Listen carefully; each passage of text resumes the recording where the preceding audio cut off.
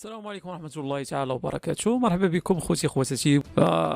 دائما ما مثلا ما مذيع الشمة حفيظ الدراجي ما يثير معلومات مغلوطة، بحال حاليا واخد خريطة رسمها طفل، انا ما اظن جزائري، ما فاهمش كيف ما كنقولوا، ما فاهمش اشنو كاين تما.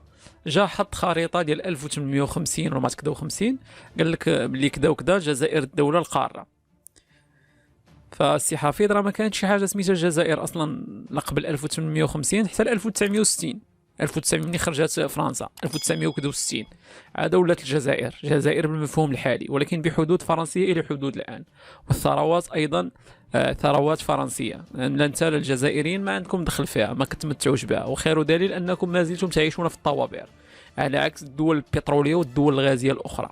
فلذلك إلى أقزام التاريخ حينما كانت تسمع كلمة لا إله إلا الله محمد رسول الله من منابر 3 إمبراطوريات إسلامية عام 1590. احنا رجعنا معك شوية، عام 1590 كانت الإمبراطورية المغربية واللي هي باللون الأحمر، الإمبراطورية العثمانية واللي هي باللون الأخضر، والإمبراطورية الصفوية اللي هي باللون البرتقالي. هذا الشيء اللي كان، ما التاريخ المغربي حاولوا يركبوا عليه مجموعه من الناس، وانهم يعني يخشيوا راسهم معنا، ومن بينهم تانيت، من بينهم نتوما اللي كتحاولوا تخنشلوا مجموعه من الحوايج واللي هي في الاصل المغربيه مسجله باسم المغرب والتراث المغربي. وعباد الله شخصيات تاريخيه حاولتوا تخنشلوهم اصاحبي.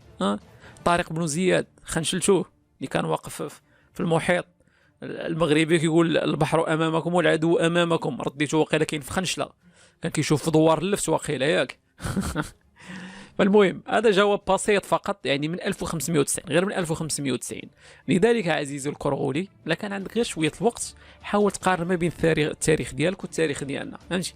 غتمشي شي كتيب مثلا على تاريخ المغرب وشي كتيب على تاريخ الجزائر، هادشي راه لقيتي شي كتيب على تاريخ الجزائر، وغادي تحاول تقارن وغادي تفهم فين كاين الفرق، وفين كاين الاصاله، وفين كاين الهويه، وفين كاين التاريخ، وفين كاين الحضاره، بينما فين كاين غير طريق يعني اللي غادي دايز كيدوز عليها وصافي. هادشي اللي كاين. هذا ميساج واضح للمعلق الشمه، خليك في كره الاضحوكه، انت مجرد اضحوكه، يعني حتى التعليق ما عاطينكش في التعليق، فهمتي؟ كتخلي الماتش وكتدخل شي حوايج اخرى، العام ربي الشهر، اش هاد الشهر. عاد مشيتي للتاريخ نيشان، خليك في التشيات كما كيقولوا الجزائريين، شيت الكابرانات راه ولاو كيخليك تدخل الجزائر. حيت ايام ملي كان مغضوب عليك حسيتي بالفرق، ولكن كنتي راجل ديك الساعه، اما دابا راك غير عواني. تبارك الله عليكم الاخوان والى اللقاء.